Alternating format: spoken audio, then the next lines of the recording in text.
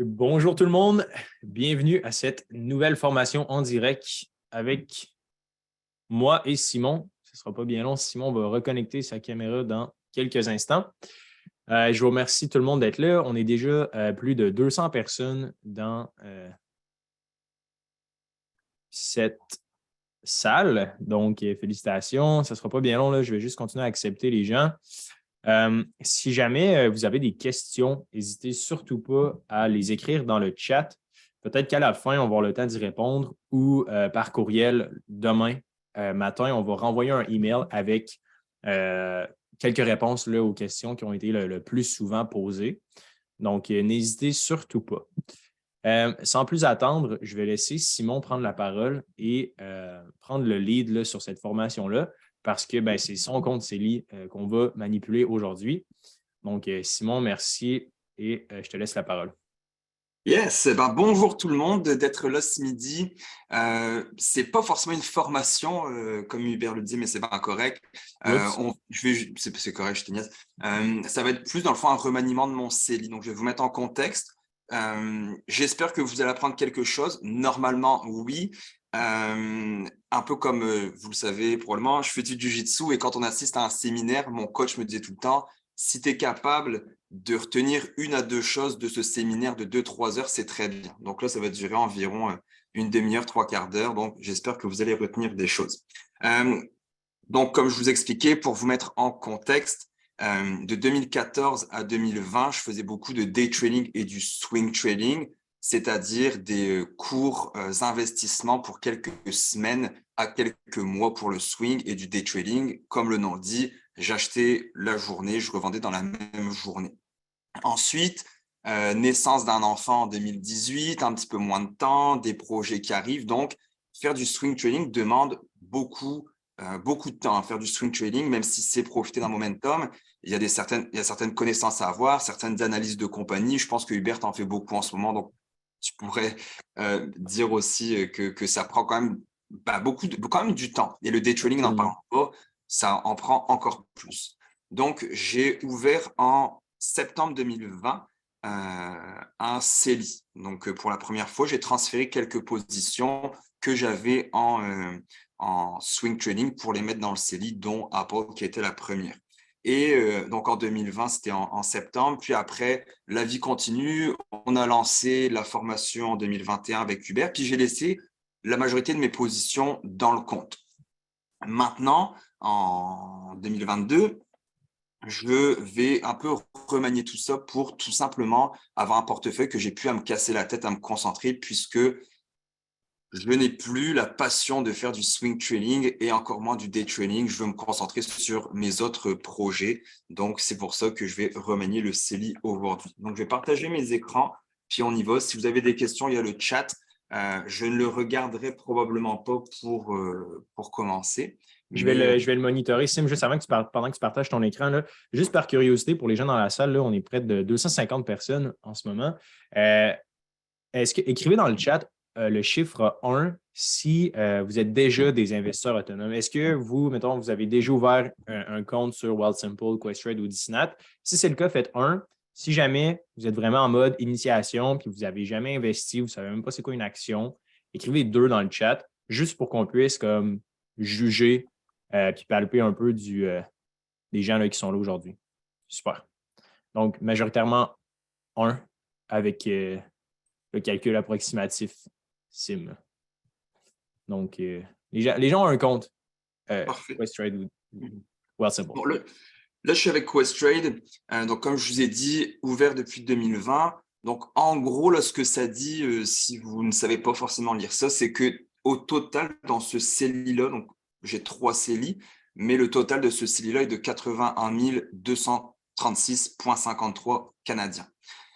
J'ai en US pour 18 000 US, 18 900, puis 55 000 de canadiens, ce qui donne tout ça en canadien. Puis, il me reste 61 $ pour acheter, mais ce que je veux acheter, l'action coûte plus que 61 $. Dans les positions, vous les voyez, sont toutes ici. Donc, sont triées par le pourcentage de portfolio. Et vous voyez au niveau de la date, si je la trie, la première action que j'ai achetée date du 21 septembre 2020 et c'était un transfert de mon compte swing, donc qui était un compte courant, on appelle ça un compte comptant, vers mon compte CELI. Puis ensuite, je fais quelques manips, mais rien de fou finalement. Donc, je vais le retrier par pourcentage de portefeuille. Là, je vais faire un petit ménage là-dedans. Et puis, justement, pourquoi j'aime Questrade, c'est parce que c'est ça. Tu as un tableau de bord, c'est ultra lisible. Pour avoir essayé BMO, ligne d'action, pour avoir Wealthsimple, pour avoir Interactive Broker, pour avoir RBC, pour avoir vu des clients utiliser Disnat et qui l'ont partagé. Pour moi, Questrade, sans avoir d'action là-dedans, sans être partenaire, je trouve que Questrade reste quand même la coche au niveau de la facilité puis de ce que je peux faire directement avec ça. Donc, il y a des choses qu'on s'en fout un petit peu. Je vais enlever la open quantity, donc la quantité d'actions que j'ai, on s'en fout. J'en ai 110 ou 20, ça peu importe. Donc ça, on va déjà l'enlever. Ensuite, aujourd'hui, ce que j'ai fait aujourd'hui, je fais à long terme. Donc, je l'enlève aussi, je m'en fous un petit peu. Le prix auquel je l'ai acheté, puis le average price, je vais enlever le prix auquel je l'ai acheté. Puis, date, je vais l'enlever aussi, ça va éclaircir. Donc là, en gros, ce que ça me donne, c'est mon pourcentage que j'ai dans mon portefeuille, le prix moyen de mon action. Ça me donne le pourcentage de mon portefeuille. Donc là, vous voyez, je suis à moins 83% et donc à moins 1036 $ là-dessus. Et mon market value, donc combien ça vaut dans mon portefeuille, c'est 198 et j'en avais acheté pour 1234. Donc tout est des plus, des moins et des pourcentages. Donc même le book value, vous voyez, je vais l'enlever, on s'en fout un petit peu pour ce qu'on va faire aujourd'hui.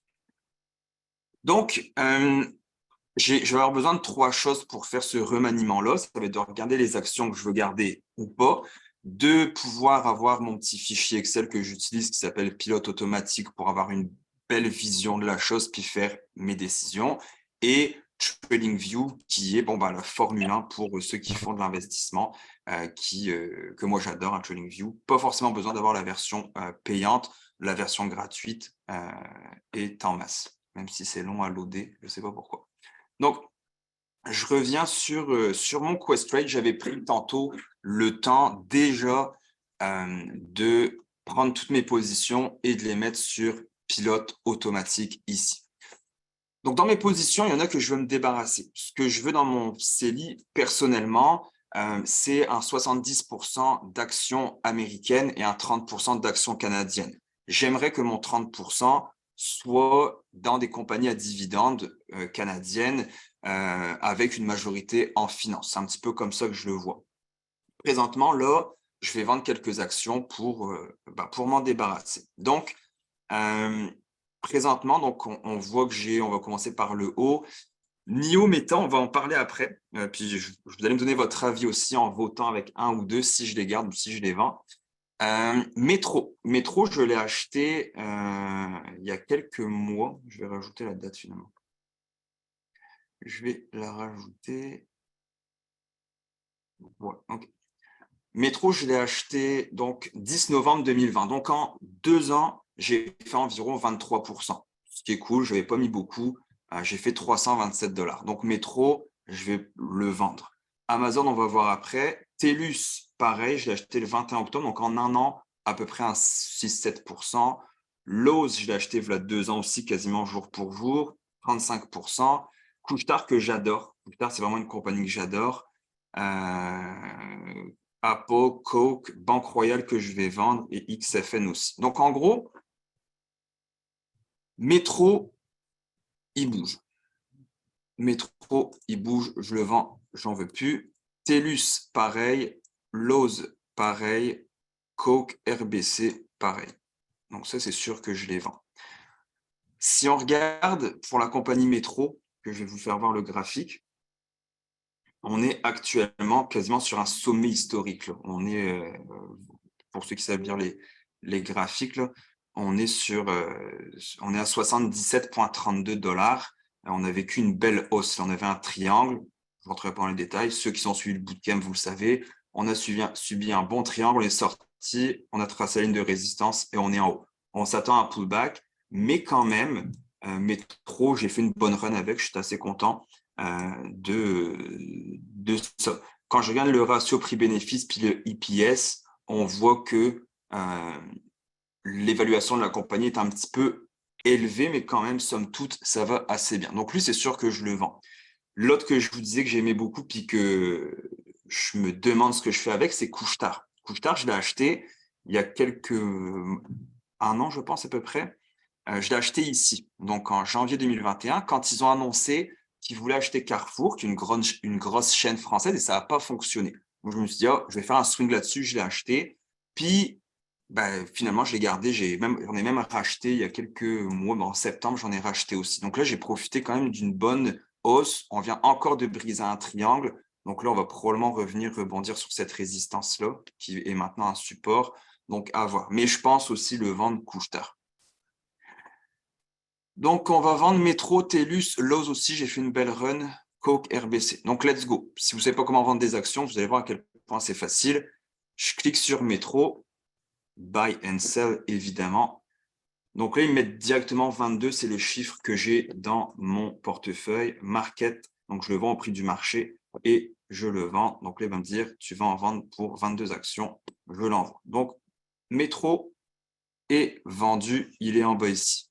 Ensuite, on s'est dit TELUS. On va vendre notre TELUS parce que je ne le garderai pas. Je n'ai pas envie de garder, comme je disais, des compagnies individuelles. Donc, je vends pour 3168 de TELUS. Et donc là, mon buying power, donc mon argent disponible pour acheter, va commencer à augmenter. Donc, mon TELUS est vendu.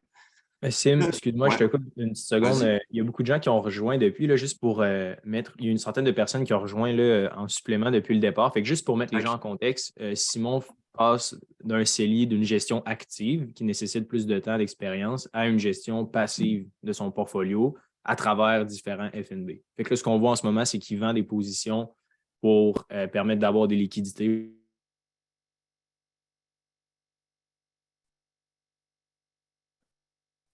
À ton tour, Simon.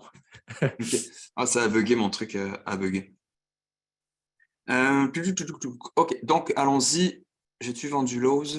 Je vais faire un petit refresh. Donc, Lowe's, non, à vendre, c'est parti. Donc, j'ai vu dans le chat là, pourquoi vendre TELUS qui augmente son dividende prochainement. Un peu comme on l'explique depuis plusieurs mois, quasiment années. Trouver l'aiguille dans la botte de foin, c'est quelque chose. Si vous êtes capable de le faire, vous faites partie des 18% qui sont capables de le faire. Donc, bravo. Content de vous avoir connu.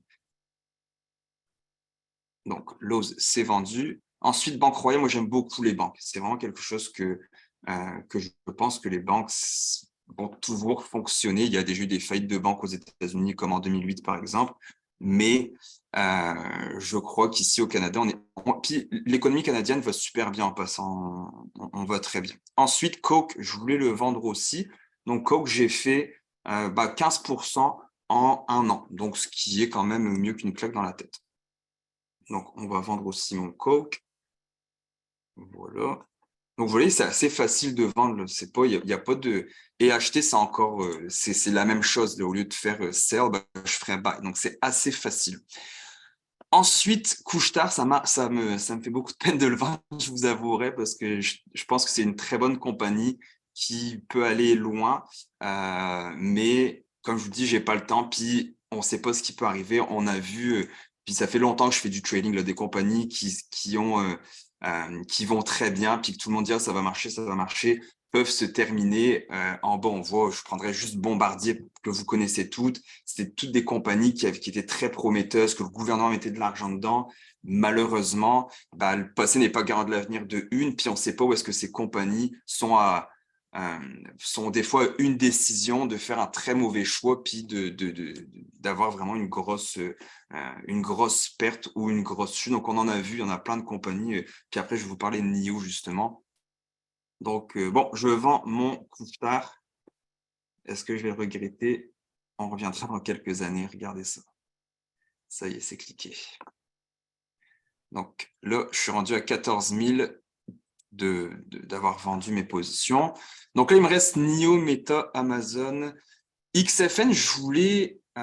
Donc, XFN est un fonds de 29 compagnies canadiennes avec les 6 banques canadiennes, ainsi que des compagnies financières, assurances comme Manuvie, Sun Life, etc., qu'on connaît tous dans ce fonds-là. Dans mon CELI, je veux absolument une emphase sur le milieu bancaire dans un fonds justement de dividendes. Donc là, on va les regarder ensemble. Maintenant, Amazon et Apple, donc là, on est rendu ici. J'ai vendu ça, ça, ça, ça, ça. Pas mal ça que j'ai vendu, me semble.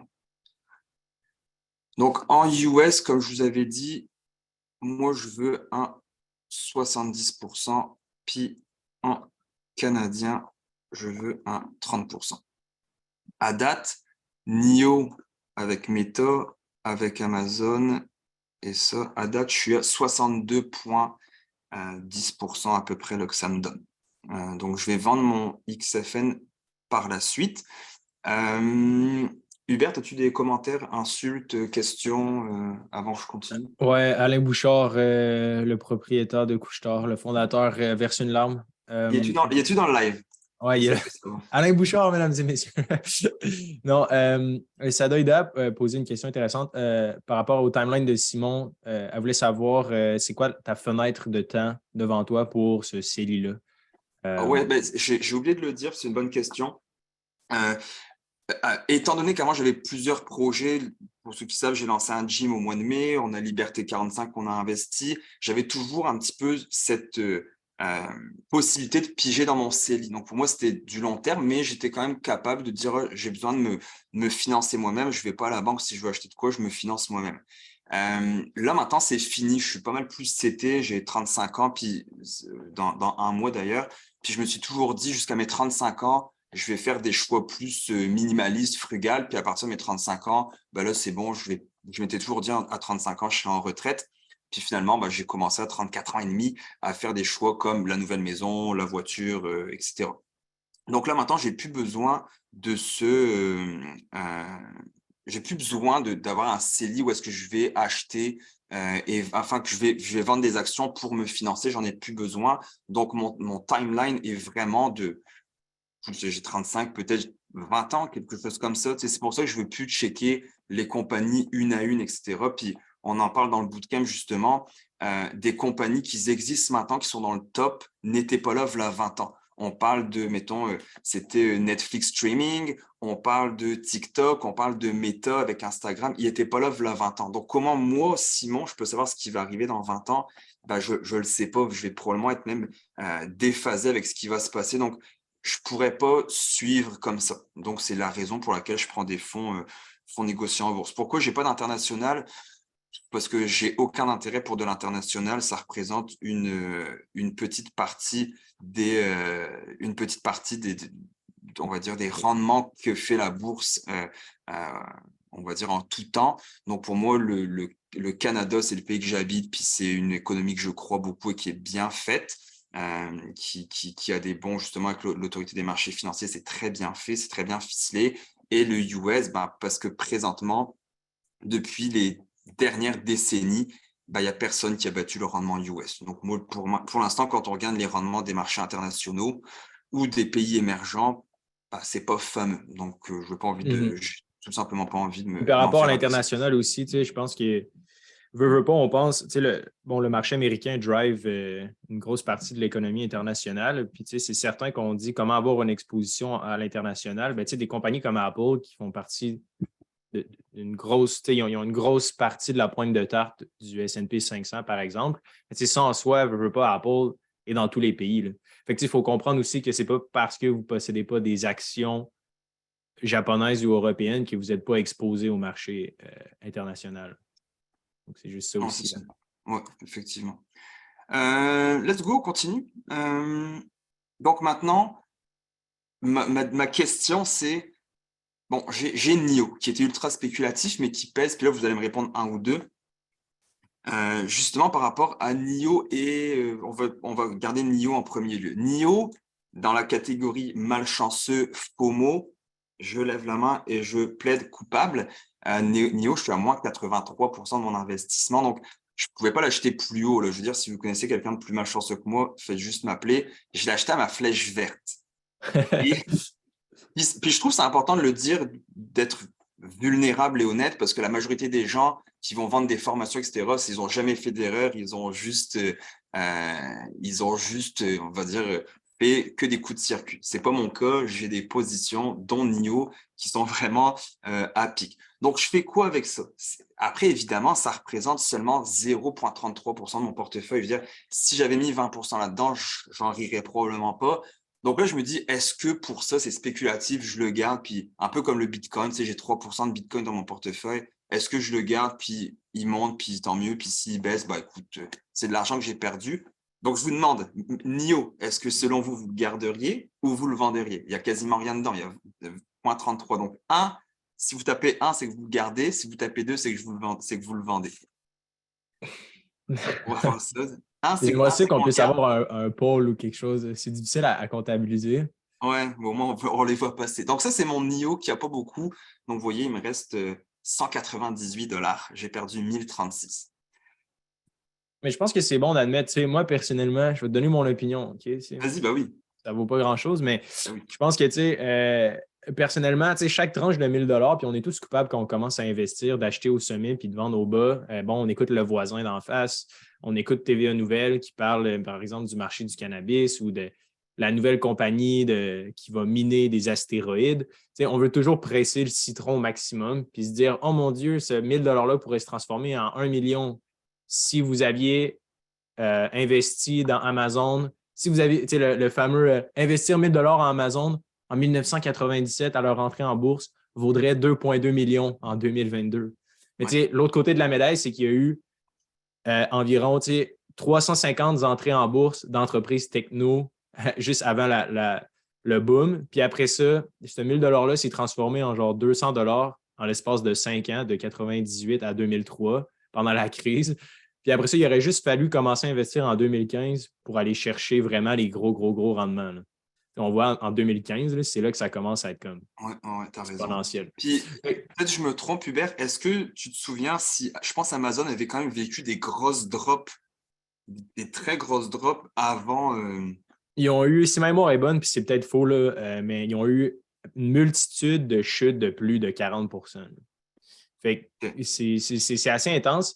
Puis moi, personnellement, par rapport à ce 1 000 $-là, admettons, qui représente 0,3 de ton portfolio, ma philosophie, c'est que chaque tranche de 1 000 $ vaut 10 000 $ sur 20-25 ans quand tu investis dans des FNB comme le S&P 500 ou des gros indices comme ça. Fait que moi, ma philosophie, c'est que est-ce que tu vas vraiment gamble? C'est pas vraiment 1 000 $ que tu gambles, mais c'est plus 10 000 $. Fait que moi, à ta place, je vendrais comme ce 1 000 $-là, puis j'irais dans des FNB Ben là, il parce me que tu reste as une 100 chance. pièces. Là. Tu as une 100, chance sur 1 million. il me reste 200 $. Mais là, il te reste, ouais, là, c'est ça, là, c'est un peu plus complexe parce qu'il te reste 200 $. Fait que, J'avais investi 1234 à l'époque. Tu sais, c'était vraiment pour m'amuser. Bon, je vais le garder vu que les gens disent ça. Puis non, je ne mettrai pas mon TradingView en mode sombre parce que ça ne tente pas de faire ça pour 20 minutes. Ensuite, j'ai Meta. Meta, pareil. Ça, c'est de la faute à Hubert. Donc, Hubert, tu dois me rembourser.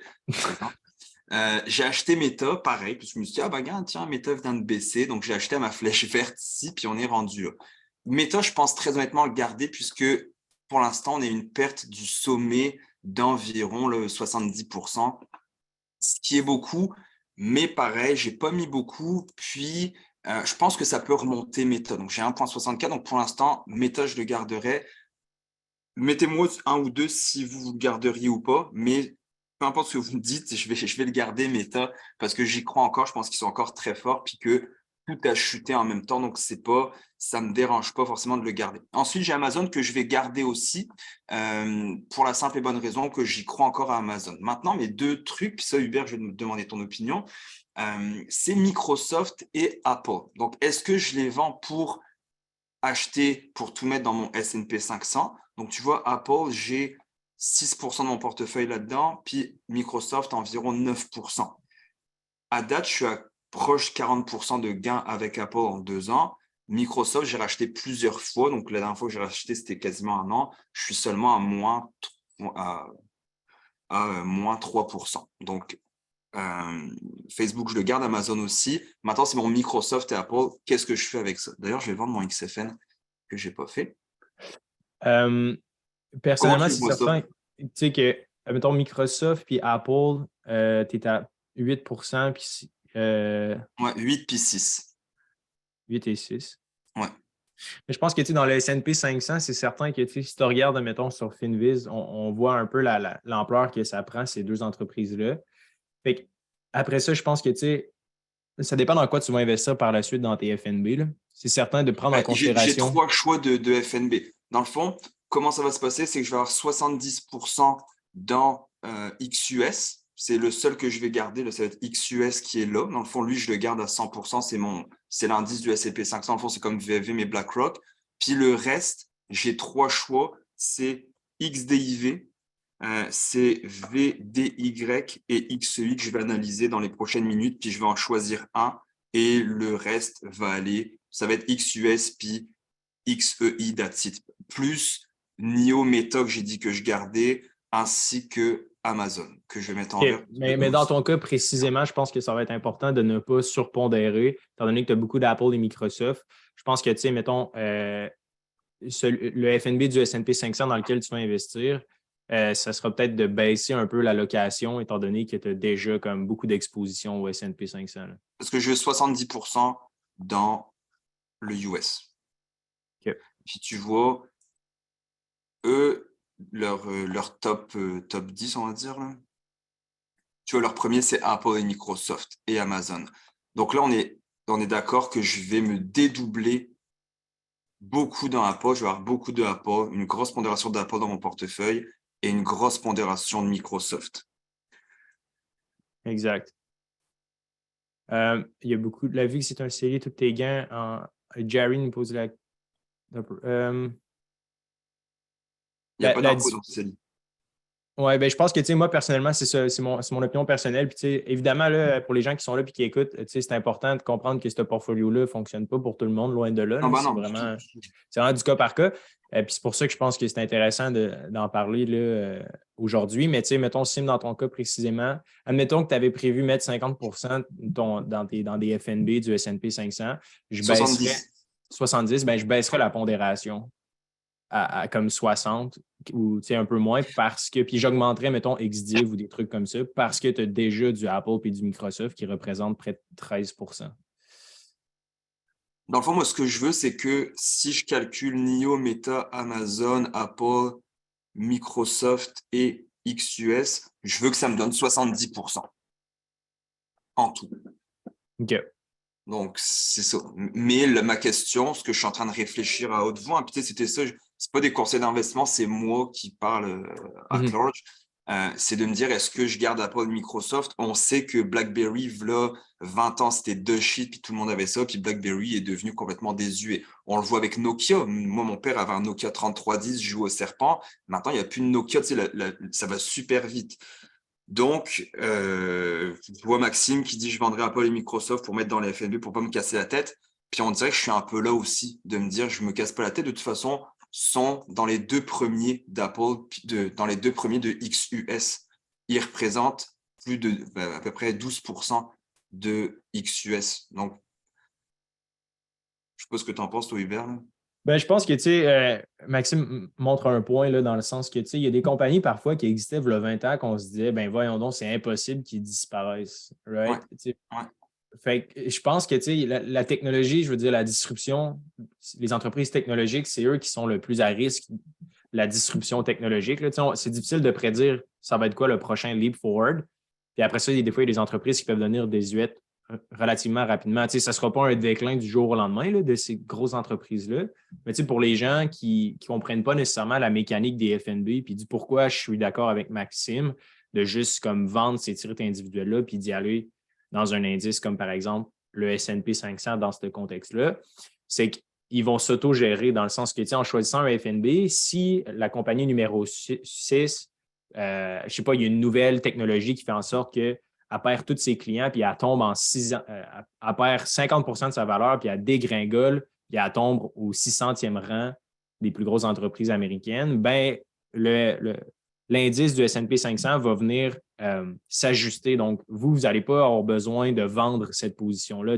Les pondérations changent en fonction de la taille de l'entreprise. Fait que si jamais il y en a une qui shrink puis qu'elle sort du classement, ben, ça va se gérer automatiquement pour vous. Fait que vous comprenez le principe de OK, good, je n'ai pas besoin de regarder mon graphique. Je sais que déjà, comme un algorithme puis des critères précis qui vont faire en sorte que je garde juste les 500 meilleurs.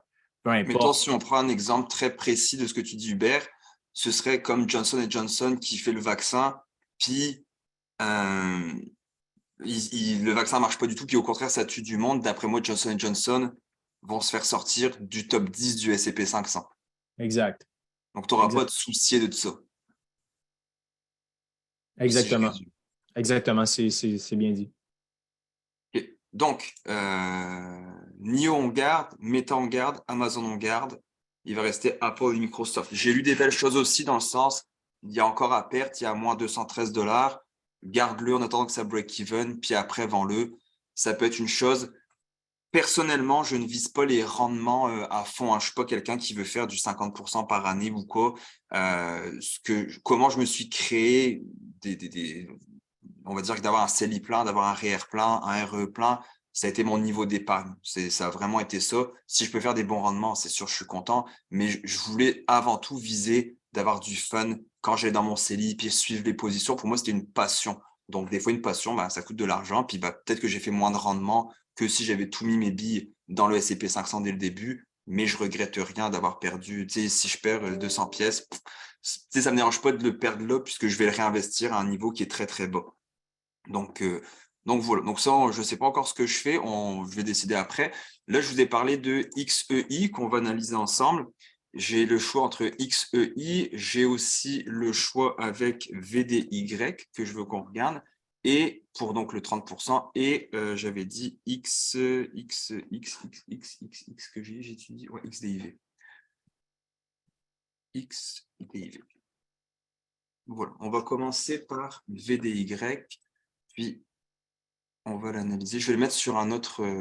Je vais mettre ça sur une autre feuille dans le fond, une autre fenêtre. Mais en gros, tout ce que je vais me faire pour bien les analyser, puis pour bien choisir, je vais mettre ici en bas, je vais mettre le nom du machin, je vais mettre le frais de gestion, je vais mettre la pondération sectorielle dans le fond, on va dire ça comme ça. Ensuite, combien il y a de compagnies, ce que je trouve très intéressant aussi pour un fonds. Vu que je cherche un fonds à dividendes, bah, ça va être le pourcentage qui donne de dividendes. Puis, j'aime aussi regarder le top 3 à 5 des compagnies. Bref, ça, je l'enlève, je vais le mettre de l'autre bord. Puis, je vais le noter ici. Donc, on commence avec XEI. Il faut savoir une chose que je ne vous ai pas dit de XEI, c'est que je l'ai déjà dans un de mes REER qui se trouve ça, c'est REER, je pense. Ici, vous voyez, pour XEI, j'ai pour 11 598 $ de XEI, puis 25 000 de XUS dans un autre compte enregistré. Donc, j'en ai déjà du XEI. Mais ce que j'aime de XEI, bon, il fait quand même du bon rendement. Il donne, donc lui, il y a 75 compagnies. Donc, je vais me le noter ici, 75 compagnies.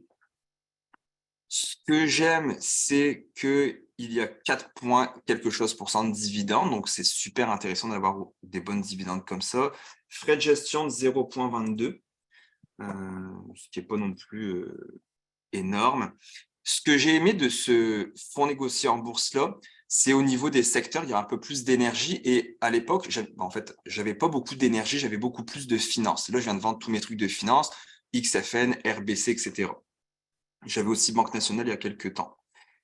Ce que j'ai aimé, c'est que la pondération, dans le top 10, on reste dans du 5%, 4%. On n'est pas comme certains fonds que le premier, il y a 20, le deuxième, il y a 17, puis le troisième passe à 9%. Ça, ce que j'ai aimé de ce fonds-là, c'est qu'il est bien équilibré. Pour moi, c'est un petit point fort qu'ils ont, c'est qu'ils sont bien équilibrés. Donc là, on a 75 compagnies dans le secteur qui sont canadiennes, avec un bon pourcentage de dividendes et avec Suncor, donc je vais me le mettre ici, top des compagnies, Suncor, RBC, puis le CNQ. Voilà. Donc ça, c'est le premier qui me semble intéressant, mais que je ne pense pas aller de l'avant avec lui. Le deuxième que je regardais, qui était d'ailleurs dans la newsletter que Hubert a mis, c'est VDY. Frais de gestion, pareil, VDY 2,22. Donc exactement la même chose, le MER. 4,17% de dividendes, ce qui s'équivaut quand même pas mal. Hein. Puis les dividendes ne sont pas garantis, mais c'est quand même des fonds qui visent des dividendes. On a fait des bons rendements dans les dernières années. Je vais vite. On a 47 actions dedans. Donc, on a 47 compagnies versus 75 pour XEI. Donc, il y en a un petit peu moins. J'aime ça, 93% de grosses entreprises, 100% au Canada, on s'entend, on l'avait dit. Puis là, par contre, on est à 54, donc ça, je vais me le noter, 54% finance, 28 énergie et 8% télécom. Ça, j'aime ça. Ça, c'est vraiment une pondération que j'aime. C'est des secteurs que je crois beaucoup. Les tops, RBC, TD, Enbridge. Ça aussi, j'aime bien. Puis Vous juste avez pour vu, faire j'avais une du petite parenthèse, excuse-moi, Sim, là, par rapport aux Oui, compagnies vas-y. technologiques, là, juste pour mettre les gens en contexte, je trouve ça intéressant. En 1990, j'ai trouvé le stat, IBM était la deuxième plus grosse entreprise du S&P 500. Il y avait Exxon en numéro un, puis après ça, c'était IBM. Fait que IBM, c'était genre la chose la plus nice. T'sais. De 2002, après ça, à 2022, ils ont fait comme plus 65% le prix de l'action d'IBM. Fait qu'ils font un maigre 3% de gain par année depuis comme les 20 dernières années, versus le S&P 500 qui fait en moyenne 10. T'sais. Alors que, au début, IBM, c'était genre la compagnie la plus intéressante là, en termes de développement techno. Là, fait que c'est encore une preuve que de choisir des FNB, ça peut être une bonne chose. Très bon point.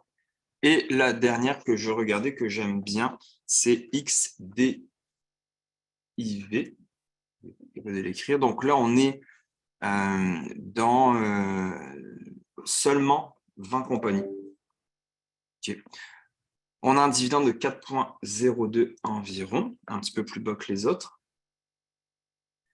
On est au niveau des frais 0,11, donc là, on est la moitié que les autres.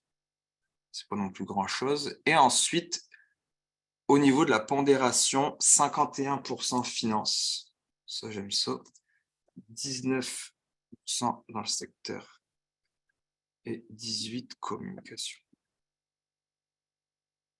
Le top 3, RBC à 9% et Sun Life. Donc là, on est vraiment, on le voit, hein, donc finance ici à fond. On va aller regarder les autres. TELUS, j'aime bien. Et Bécor. Donc là, bon, il y en a juste 20, mais on a les banques canadiennes qui se retrouvent avec la RBC, la TD, Banque Nova Scotia. Ok, c'est intéressant. J'aime ce fonds-là à date. Okay. Alors, on va retourner ici. Voilà. Donc là, je me les suis notés. Puis ça va prendre une décision un petit peu sur qu'est-ce que je choisis. On a vu qu'il y avait des bons points, d'autres un petit peu moins bien.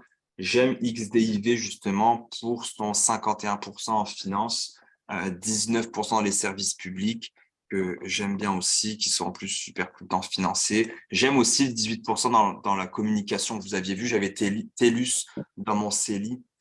Donc j'aime bien. XDIV, il y a 22 compagnies. Pourquoi j'ai noté 20?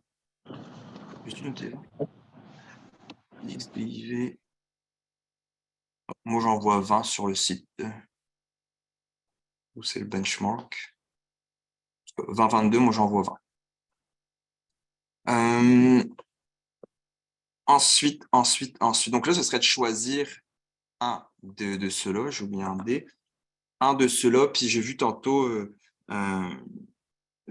aussi quelqu'un qui avait posé la question pourquoi un 70-30? Là, c'est vraiment à votre goût. Là, on appelle ça la finance personnelle parce que c'est personnel. Puis c'est un petit peu comme ça que je le vois. Chacun a ses trucs, chacun va un petit peu faire. Techniquement parlant, je pourrais faire 100% dans XUS puis faire mon ordinateur puis que ça se termine là. C'est un petit peu chacun pour soi là-dessus. Il faut juste bien dormir après ça puis être enclin avec nos décisions. Donc, effectivement, j'aime VDY puis XDIV. C'est vraiment, ce seraient mes deux préfs. J'aime le fait qu'eux, VDY, ont 47 compagnies. J'aime ça. J'aime le fait que XDIV, il y en a juste 20, mais qu'elle soit solide et qu'il y a un petit peu plus de télécom. Ce que j'aime moins de VDY, c'est le 28% énergie. Je vous avouerai que je suis moins dans l'énergie. C'est pour ça que je balance un petit peu plus dans XDIV. Après, à mon niveau, moi, je peux le rebalancer facilement, dans le sens que ça ne me dérange pas d'en rajouter, d'en mettre. C'est pas conseillé, mais je pense pas être un investisseur débutant. Donc, le rebalancer pour changer d'un à l'autre. Et même quand je vais vieillir, ça va être de diminuer ma pondération dans XUS et de monter ma pondération ailleurs dans un fonds qui donne plus de dividendes ou des obligations, ce genre de choses-là. Donc, je vais y aller avec XDIV. Je pense que je l'aime bien. Puis au pire, ça se change tout le temps, même si c'est pas la bonne chose à faire en tout temps. Ça, je l'ai vendu. Donc, j'ai plus ça ici. Qu'est-ce qu'on disait Uber avec Apple puis Microsoft? Je me souviens pas. Après la courte étude que j'ai faite, je suis encore en train de lire là, sur IBM. Là, Ouais. je pense vraiment, c'est clair, net et précis. C'est pas parce qu'en ce moment, on se dit qu'Apple, tout le monde a un téléphone. Oui, on s'entend, il y a un mot où Warren Buffett a investi à l'intérieur, mais ça risque, je ne sais pas, dans 20-30 ans, c'est difficile, très difficile à prédire. J'aime mieux acheter la botte de foin remplie d'aiguilles et essayer de trouver les quelques aiguilles dans la botte de foin. Donc, j'opterais pour la botte de foin, le Je FN. vends. Donc, Notre financial advice, sinon, je ne suis pas responsable de tes ventes et tes achats d'actions. non, mais Euh, je le dis, je vise pas le rendement, pas plus que ça. J'en ai fait, je suis pas, je fais mon argent ailleurs que Puis il y dans avait mon une autre store de question aussi crédit. intéressante là, par rapport à comment faire pour savoir si un FNB suit, par exemple, l'indice du S&P 500. C'était la question de Adassa ou Maxime. Bref, c'était comment faire pour savoir si un FNB suit un indice. Euh, En gros, souvent, ça va être on en parle plus dans le bootcamp, là, mais en gros, c'est souvent dans le titre ou vraiment dans la pondération. Tu peux aller voir exactement. Puis ça cherche, là, comme par exemple, S&P 500 ETF ou FNB du S&P 500, puis vous allez voir une liste de toutes les FNB qui suivent cet indice-là. Donc là, par contre, le petit problème que j'ai actuellement, mais un petit problème, c'est que là, j'ai du USD. Donc, excusez-moi, avant de pouvoir acheter, il faut que j'aille dans mon Quest Trade. Ça prend 24 heures à peu près, là, changer mon US pour le Canadien pour pouvoir racheter. Si vous n'étiez pas au courant, ça prend ça. Je ne vais pas le racheter tout de suite avec le USD, vu que je ne rachèterai pas de US. Donc là, j'ai au total 35 170 à acheter. Puis je vais tout simplement le séparer en pourcentage. Un instant. Puis il y a Microsoft aussi qu'il faut savoir ce que je fais avec. Et là, donc, j'ai choisi XDIV. Pourquoi j'ai vendu, je pense que je l'ai vu, pourquoi j'ai vendu XFN? Parce qu'il est très en finance, il est 100% finance, 29 compagnies financières. Puis moi, je voulais un fonds négocié en bourse qui donnait aussi beaucoup plus de finances. Puis vu que j'achète XDIV, qui est quand même à 51% au niveau financier, j'ai plus besoin de XFN pour pas me dédoubler tout simplement. Puis, vous avez vu tantôt mon CELI, mon REER qui est ici, en tout cas mon REER Questrade. J'ai deux positions, j'ai XEI puis XUS. Je me suis pas cassé la tête avec ça. C'est un petit peu la même chose que j'entrevois pour mon CELI, un peu la même chose que le REER. Sauf que le CELI, j'aime mettre des fonds à dividendes. Tout simplement parce qu'il n'y a rien d'imposé là-dedans. Donc, ne soyons pas fous. Profitons de cela. Donc, en gros, c'est pas mal ça. Mon portefeuille à Microsoft que je pense que je vais garder jusqu'à temps qu'il break even. Je suis quand même assez confiant de ça. Donc, ça me donnerait en US, j'aurais pour 56,26 à date. Là, je vais vendre mon US pour acheter en canadien. Puis ensuite, il va y avoir XDIV qui va être la moitié, donc 30%. Donc, je vais juste en rajouter un petit peu là, dans XUS là-dedans là, pour que ça donne un 100%. Donc, en gros, mon portefeuille va ressembler à ça ici.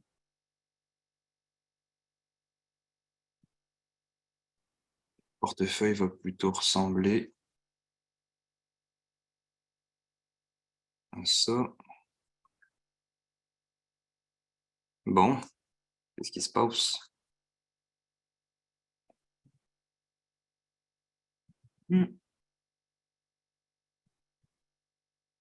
That's it. Ça ressemblerait à ça. NIO en attendant qu'on va garder, qui est spéculatif. Puis moi, je les trie comme ça. Là. Spéculatif, puis c'est automobile électrique. Meta, bon, on connaît. Amazon, vous connaissez. XDIV, c'est 20 compagnies canadiennes. C'est ça? Ouais, XDIV que j'ai choisi. 20 compagnies canadiennes avec un plus en finance, puis 4% et plus de dividendes, ce que j'aime bien. Microsoft, on connaît, puis XUS, c'est le SP500. That's it. Puis là, je vais, quand j'aurai l'argent, ben là, je vais checker les pourcentages, mais ça devrait correspondre à avoir 70 dans ceux-là ici. Puis il y avait une question intéressante aussi là, de Stéphanie, par rapport à ma stratégie. C'est certain que les gens dans le bootcamp ils ont accès à nos portfolios. Puis pour l'instant, là, on va manquer de temps là, pour rentrer en détail dans le portfolio de d'autres personnes. Puis pourquoi XUS et non XSP?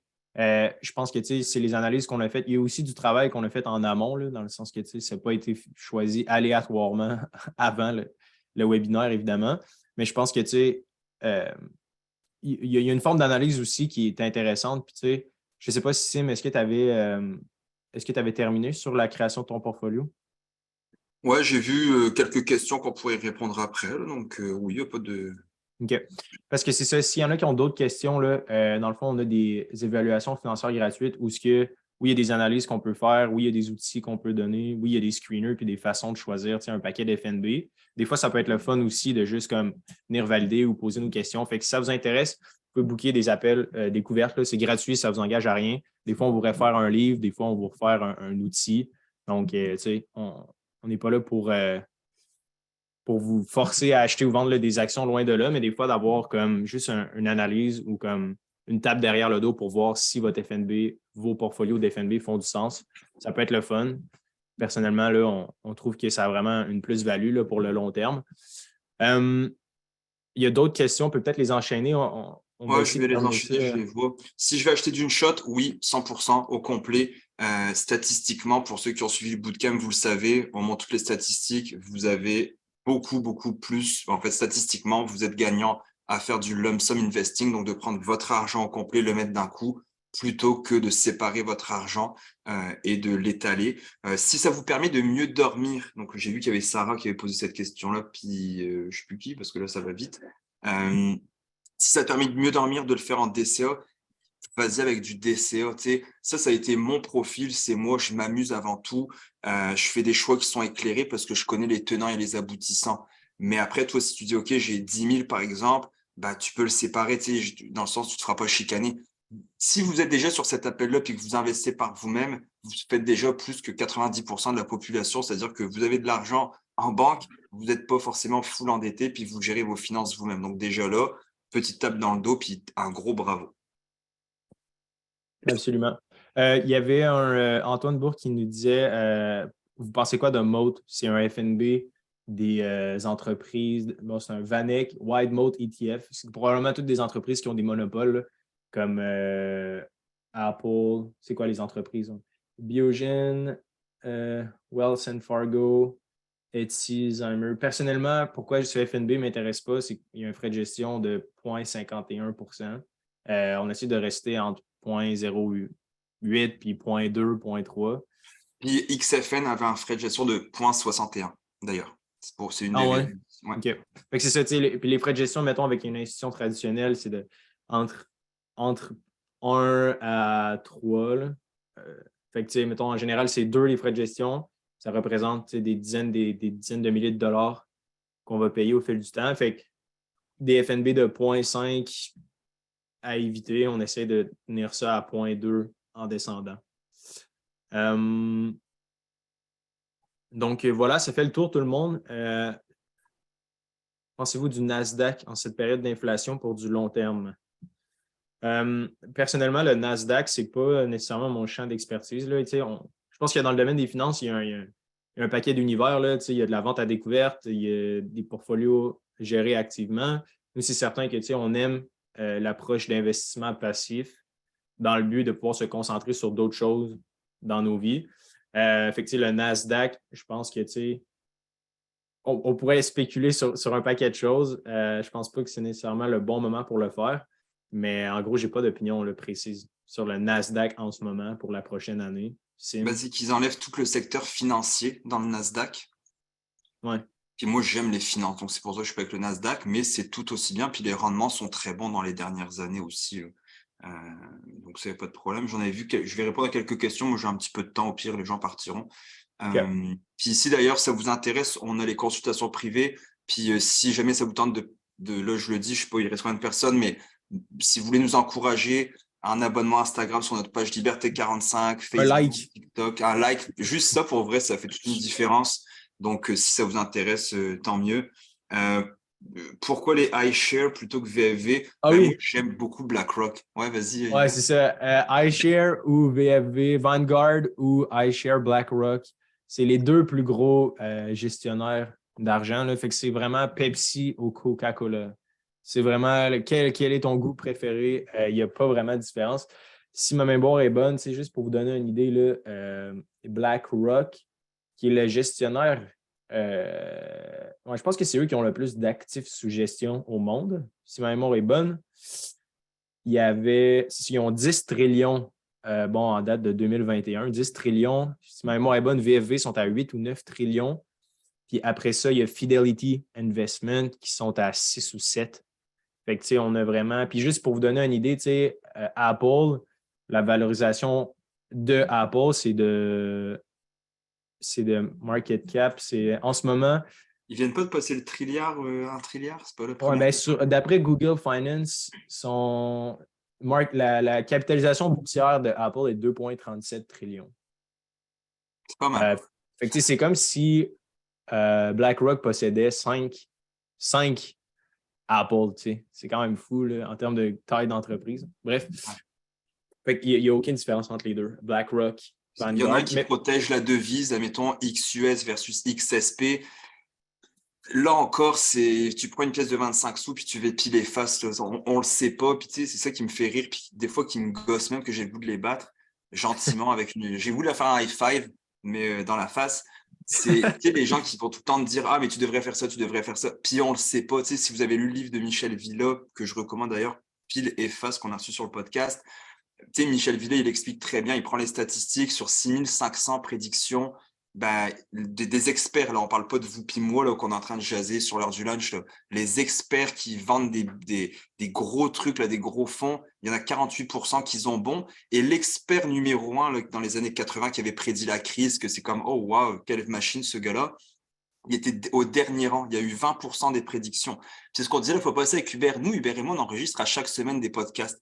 Ce serait tellement facile d'enregistrer 2 podcasts différents qu'on publie pas en disant ça va monter, ça va descendre, faire plein de prédictions. Puis quand il y en a une bonne, là, on la booste, on les met sur les réseaux sociaux pour faire comme si on connaissait ça. On ne peut pas le savoir. Je l'expliquais la fois passée, tu as beau avoir tous tes indicateurs en faisant du day trading, du swing trading, que tout va bien aller. Mais s'il y a une guerre qui explose, une Covid numéro 2 ou whatever, on n'est pas à l'abri de ça. Donc le but, c'est pour ça qu'on garde ça dans des fonds négociés en bourse, à moins que vous ayez vraiment le temps, la passion, puis la connaissance de vous dire je vais acheter telle action. Mais j'ai entendu plus d'histoires d'horreur que de belles histoires avec des gens qui ont spéculé sur des actions. Ça, c'est mon expérience personnelle.